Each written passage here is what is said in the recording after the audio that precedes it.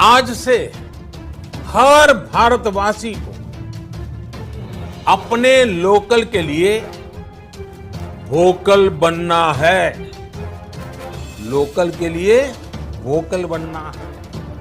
दोस्तों, अगर आपको भी पीएम मोदी पर पूरा भरोसा है और अगर आप भी पीएम मोदी के साथ हैं तो आप खबर में आगे बढ़ने से पहले अभी इस वीडियो को लाइक कीजिए और इस लाल बटन को दबा के इस चैनल को फ्री में सब्सक्राइब करके घंटी बजाइए और कमेंट में लिखिए जय हिंद। रुख करते हैं पहले खबर की तरफ। पाकिस्तान में भारतीय उच्चायोग के 2 अधिकारी गिरफ्तार। भारत ने कहा भारतीय अधिकारियों को तुरंत भारतीय उच्चायोग पहुंचाया जाए। जी हां दोस्तों, पाकिस्तान की राजधानी इस्लामाबाद में कथित तौर पर एक व्यक्ति को कार से कुचलकर उसे गंभीर रूप से घायल करने के बाद भागने की कोशिश करते हुए सोमवार को भारतीय उच्चायोग के 2 अधिकारियों को गिरफ्तार किया गया है। भारत ने इस्लामाबाद में भारतीय उच्चायोग के 2 कर्मचारियों की कथित गिरफ्तारी पर भारत ने पाकिस्तान को कड़ा वक्तव्य जारी किया। इस्लामाबाद में भारतीय उच्चायोग के 2 कर्मचारियों की कथित गिरफ्तारी पर पाकिस्तान के मिशन प्रभारी को विदेश मंत्रालय में तलब किया गया। भारत ने पाकिस्तान को इस्लामाबाद में गिरफ्तार किए गए भारतीय अधिकारियों से पूछताछ या परेशान नहीं करने को कहा है। समाचार एजेंसी पीटीआई ने सूत्रों के हवाले से यह खबर दी है। भारत का कहना है कि इस्लामाबाद में भारतीय कर्मियों की सुरक्षा की जिम्मेदारी सीधे तौर पर पाकिस्तानी अधिकारियों की है। भारत की तरफ से पाकिस्तान को दोनों भारतीय अधिकारियों को आधिकारिक कार के साथ तत्काल इस्लामाबाद में भारतीय उच्चायोग पहुंचाने को कहा गया है।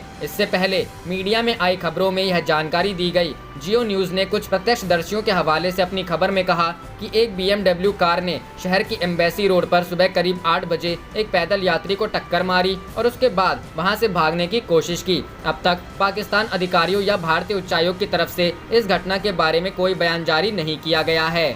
रुख करते हैं अगली खबर की तरफ। पीएम मोदी कल करेंगे मुख्यमंत्रियों से बात, कर्नाटक की ओर से की जाएगी ये मांग। जी हां दोस्तों, कोरोना संकट को लेकर प्रधानमंत्री नरेंद्र मोदी कल यानी मंगलवार को सभी प्रदेशों के मुख्यमंत्रियों से बात करेंगे। इस बातचीत से पहले कर्नाटक के मुख्यमंत्री बीएस येदियुरप्पा ने कहा कि हम पीएम से कल लॉकडाउन में और ढील देने की मांग करेंगे। उन्होंने कहा कि लॉकडाउन को बढ़ाने का कोई प्लान नहीं है, यहाँ तक कि वीकेंड में भी लॉकडाउन नहीं लागू किया जाएगा। मुख्यमंत्री बीएस येदियुरप्पा ने कहा कि कर्नाटक में अधिकतर दूसरे प्रदेश से आए लोग कोरोना संक्रमित मिले हैं। हमें इन लोगों के लिए क्वारंटीन के नियम खत्म करने की जरूरत है। महाराष्ट्र से आने वाले लोगों को 7 दिन इंस्टीट्यूशनल क्वारंटीन और 7 दिन होम क्वारंटीन किया जाएगा। दिल्ली और तमिलनाडु से आने वाले लोगों के लिए अलग व्यवस्था की जाएगी। मुख्यमंत्री बीएस येदियुरप्पा ने कहा कि दिल्ली और तमिलनाडु से आने वाले लोगों को 3 दिन इंस्टीट्यूशनल क्वारंटीन और 11 दिन होम क्वारंटीन किया जाएगा। इंस्टीट्यूशनल क्वारंटीन का मतलब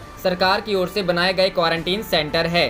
सीएम येदियुरप्पा ने कहा कि कर्नाटक में हालात नियंत्रण में हैं। गौरतलब है कि 16 जून को प्रधानमंत्री नरेंद्र मोदी ऐसे राज्यों और केंद्र शासित प्रदेशों के मुख्यमंत्रियों के साथ वीडियो कॉन्फ्रेंसिंग करेंगे जहां कोरोना की रफ्तार धीमी है या जहां कोरोना मरीजों की रिकवरी रेट काफ़ी अच्छी है। इन राज्यों में पंजाब, असम, केरल, उत्तराखंड, कर्नाटक और झारखंड जैसे कई राज्य शामिल हैं।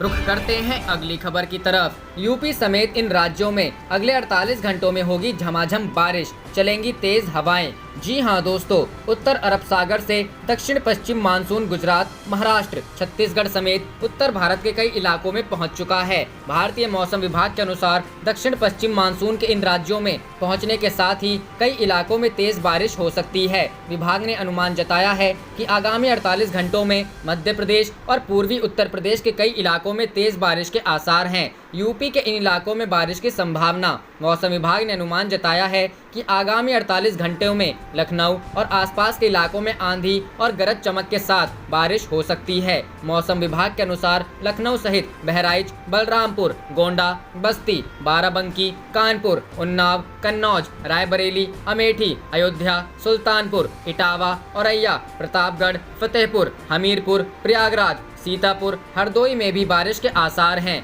इन इलाकों में तेज बौछारें। भारतीय मौसम विभाग के मुताबिक अगले 2 से 3 दिनों में महाराष्ट्र, छत्तीसगढ़, पश्चिम बंगाल और सिक्किम, ओडिशा, झारखंड और बिहार में व्यापक रूप से वर्षा जारी रहने की संभावना है। इसके साथ ही कुछ इलाकों में तेज हवाएं और आंधी चल सकती है। बारिश और तेज हवाएं चलने से देश के विभिन्न हिस्सों में लोगों को गर्मी से राहत मिलेगी। बता दें कि पिछले कुछ दिनों से उत्तर भारत के कई इलाकों में उमस भरी गर्मी से लोग परेशान हैं। बंगाल की खाड़ी पर निम्न दबाव का क्षेत्र विभाग के मुताबिक पिछले सप्ताह मानसून की प्रगति में मदद करने वाला निम्न दबाव का क्षेत्र अब कमजोर हो रहा है, इसलिए मानसून की प्रगति एक सप्ताह तक धीमी रहेगी। हालांकि अगले सप्ताह बंगाल की खाड़ी के ऊपर एक और निम्न दबाव का क्षेत्र बनने की संभावना है, जिससे मानसून में तेजी देखने को मिल सकती है। अब तक हुई सिर्फ 31% बारिश। मौसम विभाग के आंकड़ों के मुताबिक पूरे देश में अब तक 31% अधिक बारिश हुई है। विभाग ने इस महीने की शुरुआत में मानसून के सामान्य होने की संभावना जताई थी।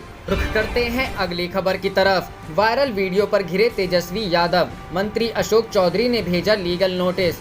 जी हां दोस्तों, लालू यादव को गाली देने का था आरोप। अशोक चौधरी ने भेजा लीगल नोटिस। बिहार सरकार के मंत्री अशोक चौधरी ने पूर्व उप मुख्यमंत्री और राष्ट्रीय जनता दल के नेता तेजस्वी यादव को लीगल नोटिस भेजा है। इस नोटिस में तेजस्वी से 10 घंटे में जवाब मांगा गया और कहा गया कि तेजस्वी यादव माफी नहीं मांगी तो मानहानि का मुकदमा दर्ज कराऊंगा। दरअसल तेजस्वी यादव के ट्वीट को लेकर बवाल है। तेजस्वी ने एक वीडियो ट्वीट किया था जिस पर अशोक चौधरी ने आपत्ति जताई है और कहा कि वीडियो को एडिट कर मानहानि किया गया है। मंत्री अशोक चौधरी ने कहा कि ये ढोल बजवा पार्टी ये मुख्यमंत्री पर उंगली उठाते हैं। गौरतलब है कि आरजेडी ने भवन निर्माण मंत्री अशोक चौधरी का एक वीडियो जारी किया था। लालू यादव के जन्मदिन पर प्रतिक्रिया व्यक्त करते हुए अशोक चौधरी गाली देते सुनाई दे रहे थे। इस वीडियो को लेकर आरजेडी ने कड़ी प्रतिक्रिया दी थी और विधानसभा में विपक्ष के नेता तेजस्वी यादव ने मुख्यमंत्री नीतीश कुमार को शिकायती पत्र लिखा था। सीएम नीतीश कुमार को लिखे पत्र में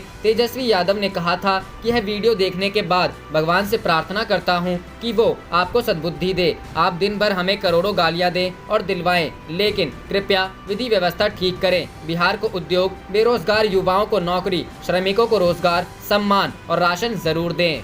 रुख करते हैं अगली खबर की तरफ। कोविड-19 सभी दल मिलकर दिल्ली में कोरोना से लड़ेंगे। शाह ने सर्वदलीय बैठक में कही यह बात। जी हां दोस्तों, दिल्ली में कोरोना वायरस संकट से निपटने के लिए गृह मंत्री अमित शाह ने सर्वदलीय बैठक की। शाह ने सोमवार को कहा कि दिल्ली में सभी राजनीतिक दलों को अपने मतभेद भूलकर राष्ट्रीय राजधानी में कोविड-19 की लड़ाई में हाथ मिलाना चाहिए। भाजपा, आम आदमी पार्टी, कांग्रेस और बसपा के नेताओं ने इस बैठक में शिरकत की। शाह ने चारों दलों से अपने कार्यकर्ताओं को दिल्ली सरकार के कोरोना वायरस के दिशा निर्देशों को जमीनी स्तर पर लागू करवाने में मदद करने की अपील करने को कहा। शाह ने कहा कि इन कदमों से जनता का विश्वास बढ़ेगा और दिल्ली में कोविड-19 की स्थिति में जल्द सुधार होगा। बैठक के बाद उन्होंने कहा कि सभी राजनीतिक दलों को अपने मतभेद भुला देने चाहिए और दिल्ली के लोगों के लिए साथ मिलकर काम करना चाहिए। केंद्रीय गृह मंत्री ने कहा, हमें नए उपाय अपनाकर दिल्ली में कोविड-19 की जांच बढ़ानी है। दिल्ली में कोरोना वायरस के मामलों में तेजी से हो रही बढ़ोतरी के मद्देनजर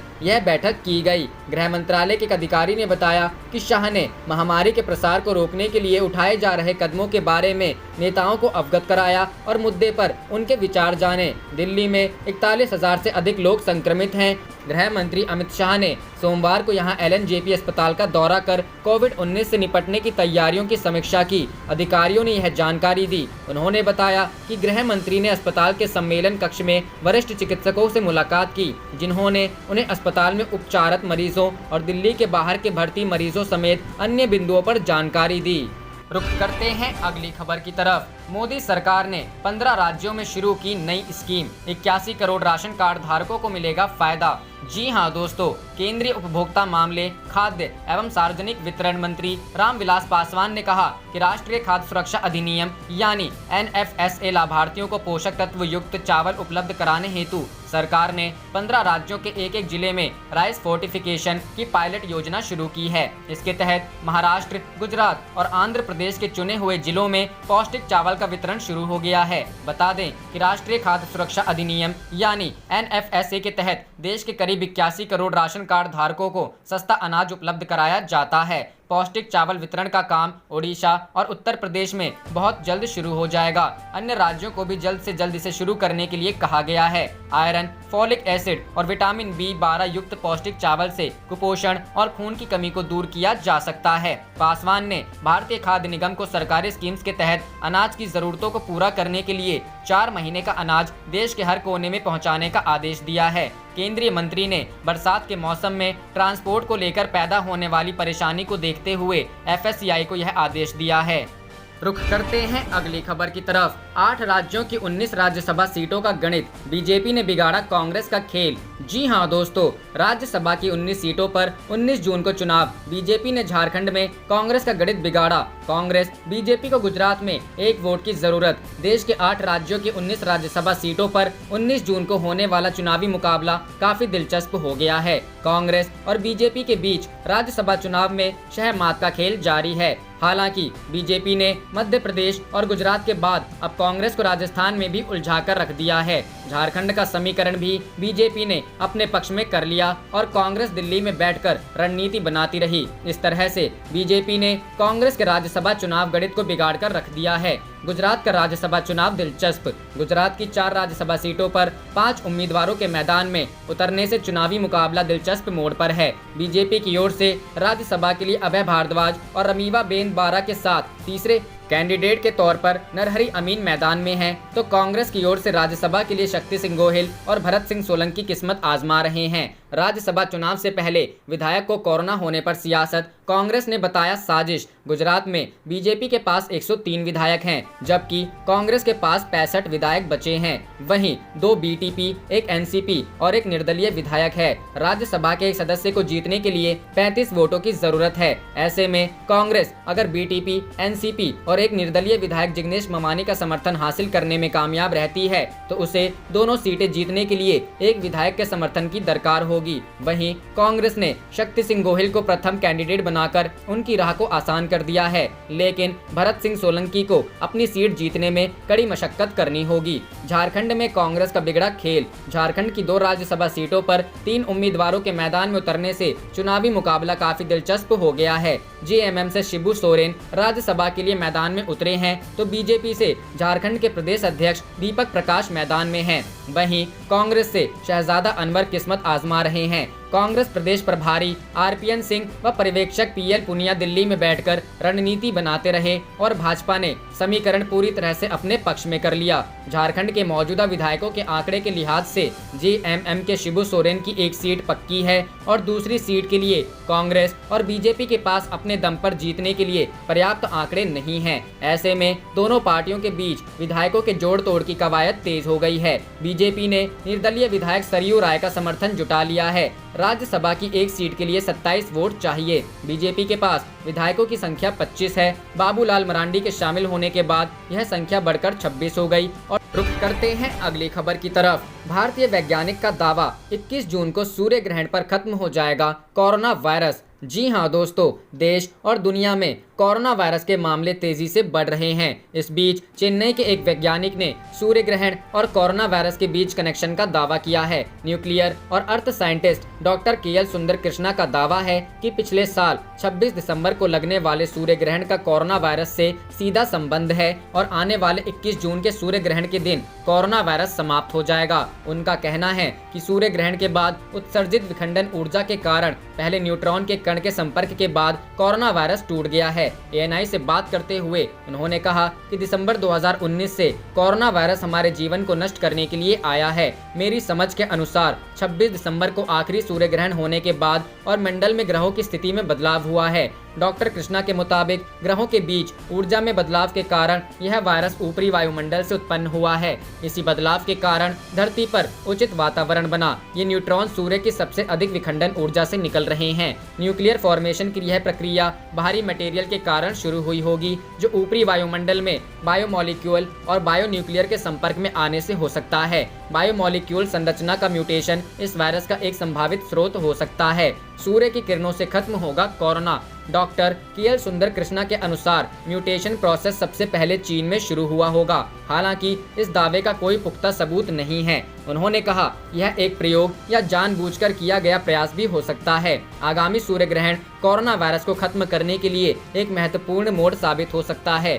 सूर्य की किरणों की तीव्रता वायरस को निष्क्रिय कर देगी।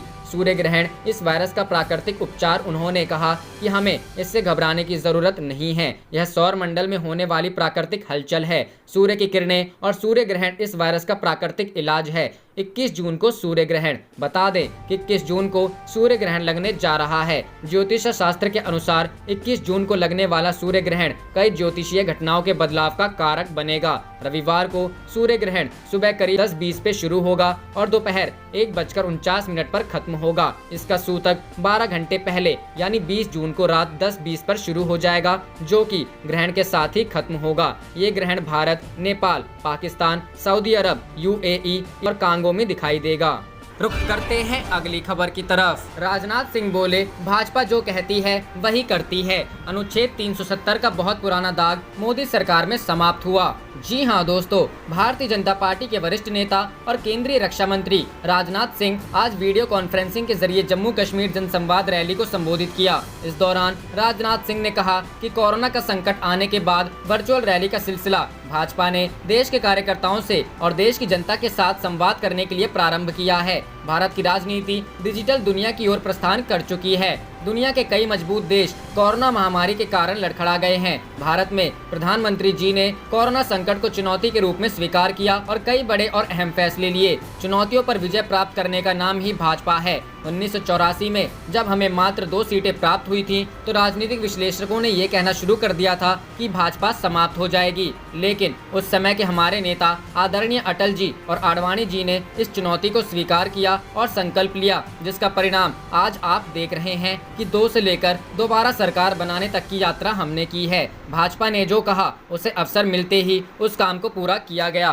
भाजपा एक ऐसी पार्टी है जो कहती है वह करती है। राजनाथ सिंह ने आगे कहा कि किसी ने कहा है दर्द की रात गई, गम का खजाना भी गया। मोदी तेरे हिम्मत से ये दाग पुराना भी गया। अनुच्छेद 370 का बहुत पुराना दाग था, वो भी मोदी सरकार में समाप्त हुआ। 2014 से लेकर 2019 तक जम्मू कश्मीर के विकास के लिए हमारी सरकार ने 2 लाख करोड़ रुपए से अधिक हमारी सरकार ने आवंटित किए हैं। आप देख रहे थे आपका अपना चैनल जय हिंद, जय भारत।